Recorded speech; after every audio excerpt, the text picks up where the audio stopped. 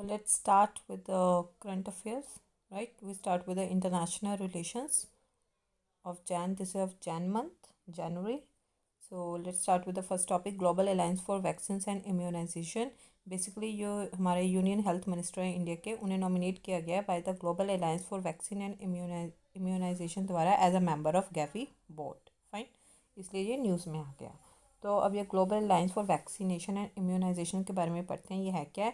ये बेसिकली क्या है? This is a public private global health partnership है. Public private global health partnership है, जिसका एम ये है देखना कि with the goal of increasing access to immunisation in poor countries. Fine. और ये 2010 में इसे क्रिएट किया गया था और इसका ऑब्जर्वर स्टेटस है कहाँ पर? At the world health assembly. Fine. फटाफट इतने को रैप अप करते हैं. Global alliance for the vaccine and immunisation, हमारे हेल्थ मिनिस्टर को नॉमिनेट किया गया as a member of the Gavi board.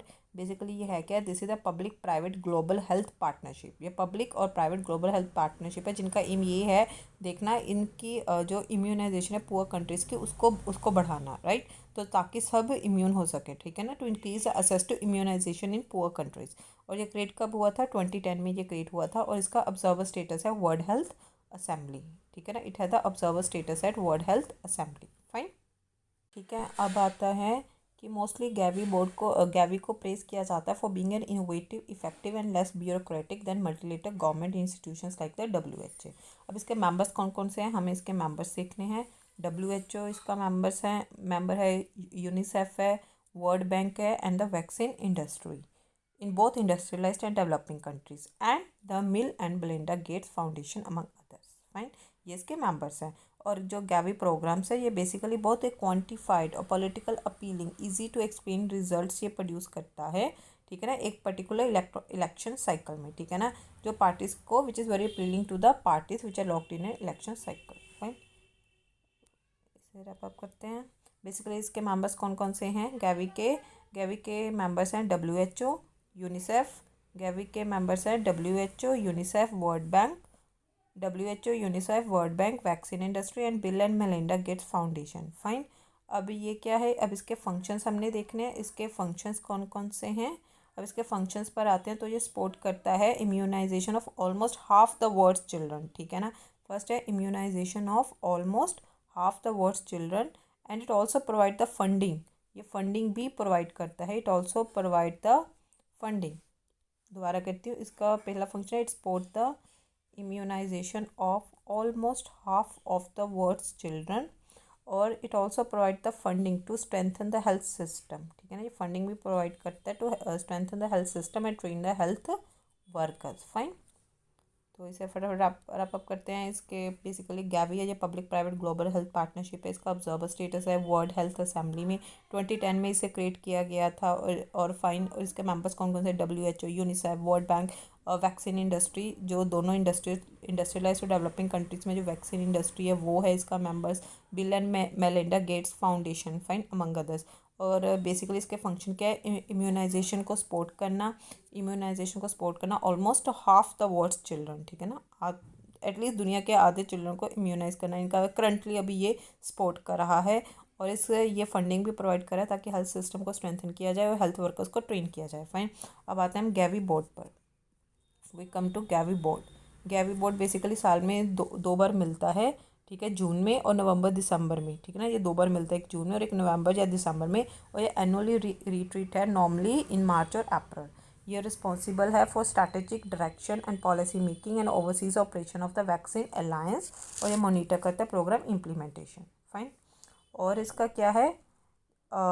With the membership drawn from a range of partner organizations as well as experts from the private sector, the board provides a forum for a balanced strategic decision making, innovation and partner collaboration.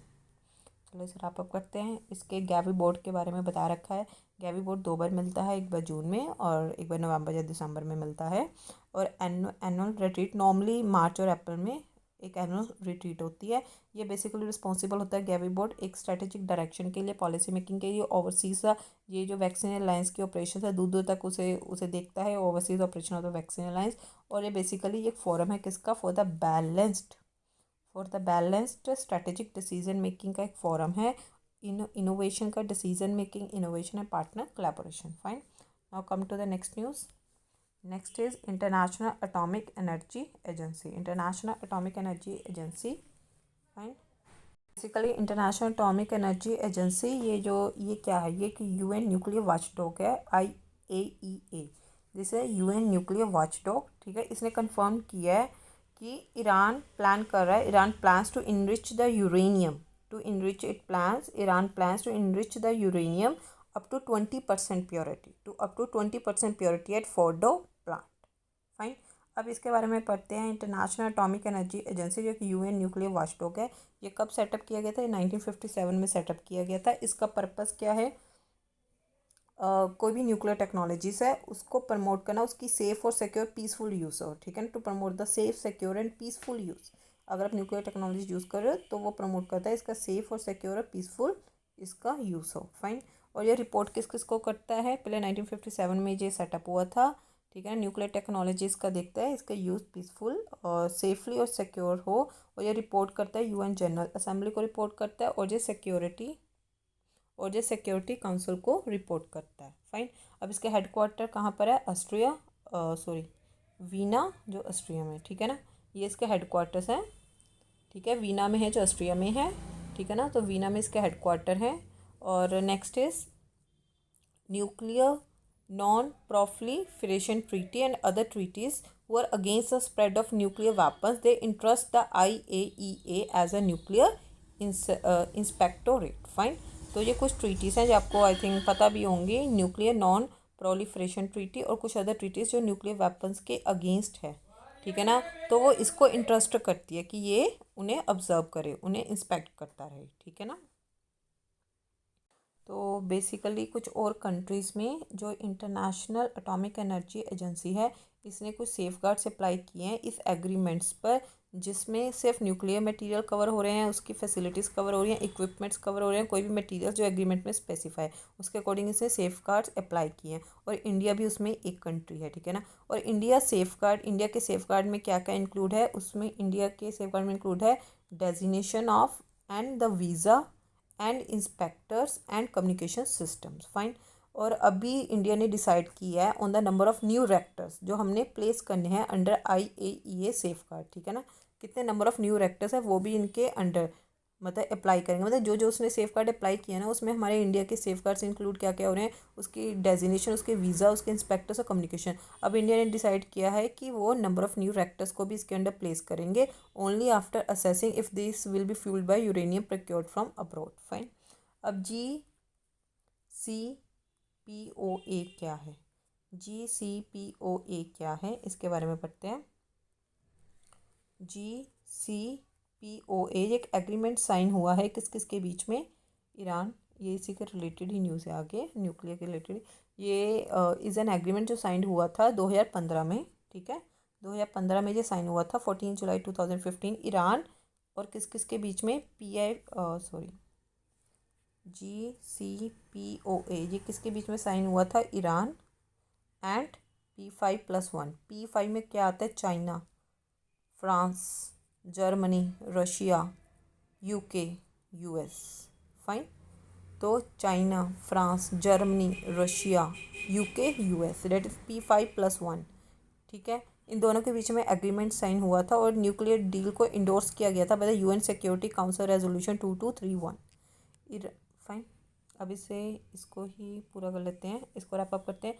JCPOA ये एक agreement sign हुआ था Iran and P5+1 में। P5+1 में कौन कौन से आते हैं देश? China, Russia, France, Germany, UK and US।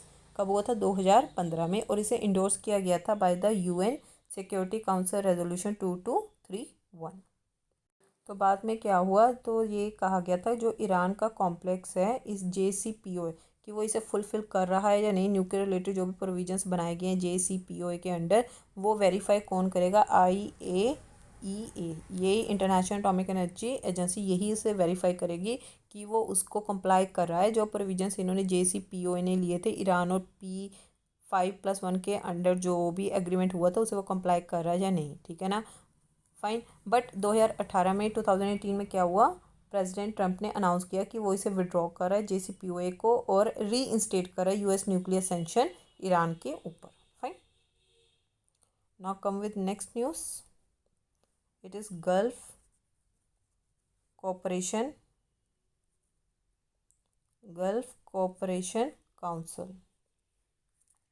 Gulf cooperation council recently basically gulf cooperation council अभी क्या हुआ, जो गल्फ स्टेट्स थी इन्होंने एक सॉलिडिटरी, चलो बात करते हैं गल्फ कोऑपरेशन काउंसिल की। जो गल्फ स्टेट्स थी उन्होंने अभी सॉलिडिटरी और एक स्टेबिलिटी डील साइन की है 41st गल्फ कोऑपरेशन काउंसिल, जो कहाँ पर हुआ था, held in Al Ula Saudi Arabia में। फाइन, हम कहाँ थे, हम यहाँ थे कि जो सैंक्शन बेसिकली अभी जो गल्फ स्टेट्स हैं इन्होंने मिलकर एक डील साइन की है जिसका नाम है सॉलिडिटरी एंड स्टेबिलिटी डील। कहाँ पर साइन किया, एट द 47 कह दिया, I am sorry, 41st gulf cooperation council, जो कहाँ पर हेल्ड हुआ था, अल उल्ला सऊदी अरेबिया में। फाइन, बेसिकली ये क्या है, सॉलिडिटी एंड स्टेबिलिटी डील का क्या है मैं बताती हूँ। कतर के ऊपर सैंक्शन लगाया गया था 2017 जून 2017 में, जिसमें ये कहा था कि जो सऊदी अरेबिया जो उसके सारे एलाइस हैं, फाइन, कैसे, UAE, लाइक उनके एलाइस कौन कौन से हैं, United Arab Emirates, Bahrain and Egypt, ये सब ने अपनी टाइज को सीवियर्ड कर लिया था कतर के साथ और उन्होंने ब्लॉकेड लगा दिया था, नेवल, एयर और लैंड का ब्लॉकेड लगा दिया था कंट्री के ऊपर। फाइन, तो अभी इस जो अभी डील हुई है सॉलिडिटरी एंड स्टेबिलिटी डील 41st में, 41st GCC समिट में, तो उसमें ये है कि जो सारी GC के मेंबर्स हैं उन्होंने एक डील साइन की है जिसमें सऊदी अरेबिया सारे सैंक्शंस हटा देगा जो भी उसने कतर के ऊपर लगाए हैं और वो दोबारा से रीओपन करेगा land sea and air borders to Qatar. Fine, तो यही है सारा कुछ मैंने लिखा हुआ। और GCC के बारे में थोड़ा पढ़ लेते हैं। ये basically political and economic alliance है 6 कंट्रीज़ का जो अरेबियन पेनिनसुला में है। फाइन, जो अरेबियन पेनिनसुला में है, पर्शियन गल्फ के अराउंड देख लेना, ठीक है ना। वहाँ जो 6 कंट्रीज़ हैं, कौन कौन सी है, 6 कंट्रीज़ है, Bahrain, Kuwait, Oman, Qatar, Saudi Arabia and UAE। Fine, मैं दोबारा बोलती हूँ, ये 6 countries, Bahrain, Kuwait, Qatar, UAE, Oman and Saudi Arabia. Bahrain, Kuwait, Oman, Qatar, Saudi Arabia and UAE। ये इस्टेब्लिश कब हुआ था, 1981 में ये इस्टेब्लिश हुआ था। इसका हेडक्वार्टर कहाँ पर है, सऊदी अरेबिया में जगह है रियाद में इसका हेडक्वार्टर है। फाइन, तो वापस आते हैं। तो क्या था, GCC, this is a political economic alliance है 6 कंट्रीज़ का जो अरेबियन पेनिनसुला में, जो मैं बता चुकी हूँ 6 कंट्रीज़ कौन कौन सी हैं, Bahrain, Kuwait, Oman, Qatar, Saudi Arabia, UAE। और इस्टेब्लिश कब हुआ था, 1981 में जो इस्टेब्लिश हुआ था। इसका हेडक्वार्टर कहाँ पर है, रियाद, जो सऊदी अरेबिया की कैपिटल है रियाद, वहाँ इसका हेडक्वार्टर। इसका स्ट्रक्चर, GCC का स्ट्रक्चर क्या है, एक सुप्रीम काउंसिल है जिसे हाईएस्ट अथॉरिटी कहते हैं, फिर एक मिनिस्टीरियल काउंसिल है और फिर एक सेक्रेटेरिएट जनरल है। चलो इसे फटाफट रैप अप कर लेते हैं। बेसिकली इन्होंने एक डील साइन की है, सॉलिडिटी एंड स्टेबिलिटी डील है। इसमें क्या है, 2017 में कतर के ऊपर सैंक्शन साइन किया गया था, सऊदी अरेबिया उसके एलाइस ने किया था, उनकी नेवल, एयर और लैंड ब्लॉकेट कर दी थी कतर की। तो सॉलिडिटी स्टेबिलिटी में सब रिमूव कर दिए गए हैं सैंक्शन और रीओपन किए गए land, sea and air borders to Qatar. GCC gulf cooperation council के बारे में बताया, 1981 को इस्टेब्लिश हुआ था, रियाद, सऊदी अरेबिया इसकी हेडक्वार्टर है। 6 कंट्रीज़ का ये अलायंस है जो अरेबियन पेनिनसुला में है, ठीक है ना, Bahrain, Kuwait, Oman, Qatar, Saudi Arabian, UAE। और इसका स्ट्रक्चर क्या है, इसमें एक सुप्रीम काउंसिल है जो हाईएस्ट अथॉरिटी है, फिर एक मिनिस्ट्रियल काउंसिल है और एक सेक्रेटेरिएट जनरल है। Fine, so thank you everyone, will cover next part in next lecture. Thank you.